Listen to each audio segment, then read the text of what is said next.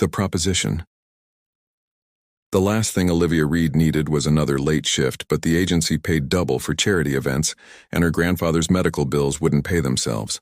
The Westbrook Hotel ballroom glittered with crystal chandeliers and Seattle's elite, as Olivia navigated between clusters of designer gowns and tailored suits. Offering champagne from her silver tray. "Excuse me," a low voice murmured as someone bumped her elbow. Olivia steadied her tray with practiced ease, preventing a champagne waterfall. "No harm done," she replied automatically before looking up. The man before her wasn't the typical trust fund heir she'd been serving all evening.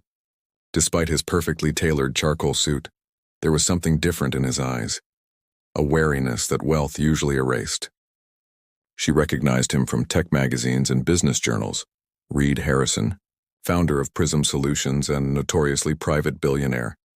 "You're the first server who hasn't asked for my autograph or pitched me a startup idea," he observed, taking a champagne flute.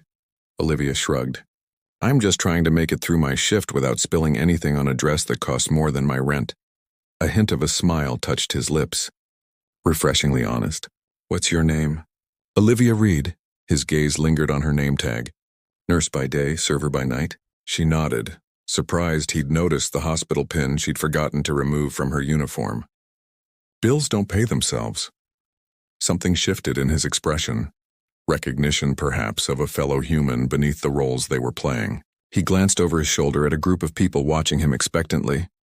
"I have a proposition for you, Olivia Reed," he said suddenly, his voice dropping, "one that could solve your financial problems temporarily." She raised an eyebrow, immediately suspicious. "I'm not interested in anything inappropriate, Mr. Harrison." "Nothing like that," he assured quickly.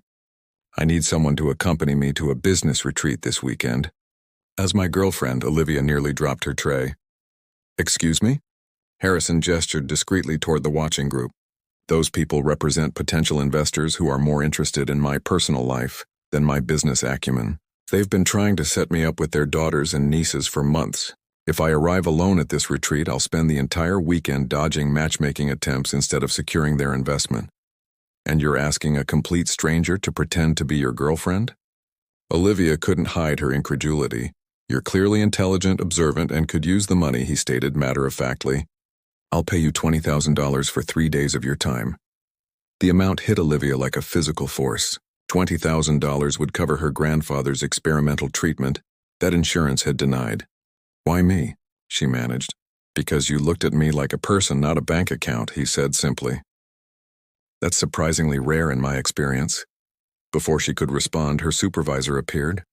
"Is there a problem here, Ms. Reed?" "No problem," Harrison intervened smoothly. "I was just complimenting the excellent service." When the supervisor departed, Olivia found Harrison holding out a business card.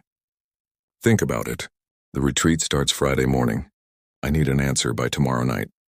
That night, Olivia sat by her grandfather's bedside at Harborview Medical Center, turning the business card over in her fingers. William Reed had raised her after her parents died, working double shifts as a high school janitor to give her opportunities. Now his heart was failing, and the experimental procedure that might save him remained frustratingly out of reach. "What's that, Livy?" he asked weakly, nodding at the card. "Just a crazy opportunity," she murmured. "Probably too crazy to consider."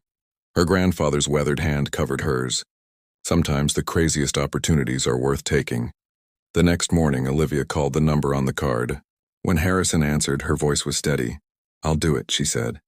"But I have conditions." The charade begins. Reed's private car delivered Olivia to the Cascade Summit Resort on Friday morning.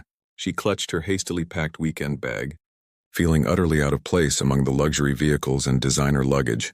"Remember, we met at a hospital charity event 3 months ago," Reed coached as they walked toward the reception.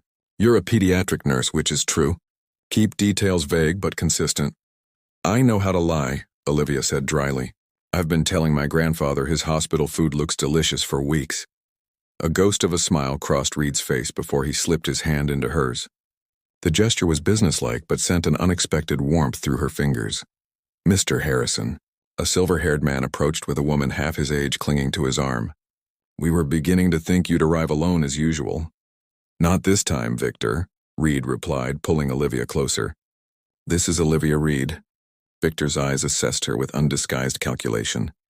How unexpected. Your company profile didn't mention you were seeing anyone. Some things I prefer to keep private, Reed answered smoothly. Throughout dinner that evening, Olivia navigated questions about their relationship while observing Reed in his natural habitat. Despite his wealth, he seemed uncomfortable with the shallow conversations and competitive displays of affluence. When he spoke about his company's healthcare initiatives, however, genuine passion animated his features. Later, alone in her separate suite, Olivia studied their weekend itinerary. She had underestimated how exhausting pretending to be someone else could be, especially when that someone was supposedly in love with a man she'd only just met. Unexpected connections. By Saturday afternoon, Olivia had mastered the art of appearing comfortably intimate with Reed. Small touches, inside jokes, and knowing glances became second nature. During the charity hike through the mountain trails, they found themselves separated from the main group after taking a wrong turn. "I'm sorry about this," Reed said as they paused by a stream. "I'm usually better with directions."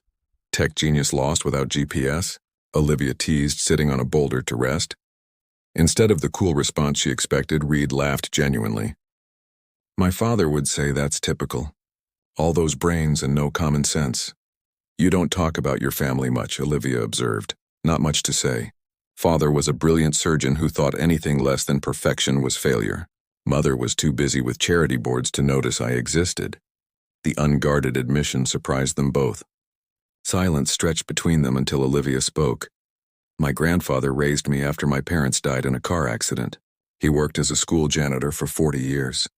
Never complained once, even when it meant used textbooks and second-hand clothes for me." Reed sat beside her. "He sounds like a remarkable man."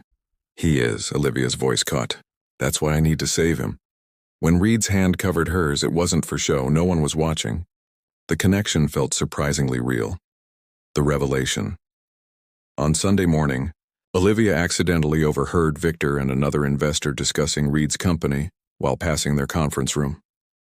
"Harrison needs this acquisition to go through," Victor was saying. "Bringing a girlfriend shows stability. Smart move before the board votes next week." The realization hit Olivia hard. She wasn't just warding off matchmakers. She was a strategic prop in a business maneuver. When she confronted Reed in his suite, his expression confirmed everything. "You used me," she said quietly. "I'm just part of your acquisition strategy." "It's not that simple," Reed insisted. "Yes, the timing matters for the deal, but what? You thought paying me made it okay to make me complicit in manipulating people?